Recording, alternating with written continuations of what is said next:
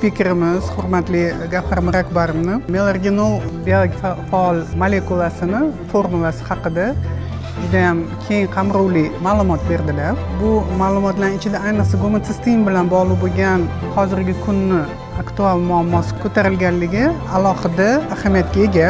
Ayniqsa bu melarginol tarkibidagi foliyaviy kislota, ya'ni B9 aktivni forma saqlashi alohida ta'kidlanganligi bizani bilimimizni yana ham kengayib, bu faol moddani qo'llashga ko'proq ko'rsatma berishiga yordam berdi.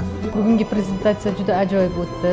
Har doimgi leksiyalardan o'zgacha nutritsiyologiyaga bog'langani uchun juda qiziqarli bo'ldi.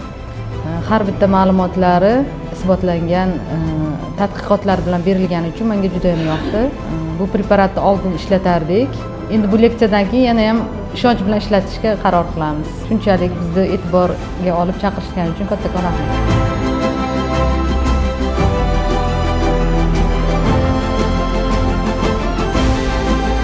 Tadbir davomida ishtirokchilar uchun foydali, dolzarb ma'lumotlar taqdim etildi. Kelgan barcha mehmonlarimizga samimiy minnatdorchiligimizni bildiramiz.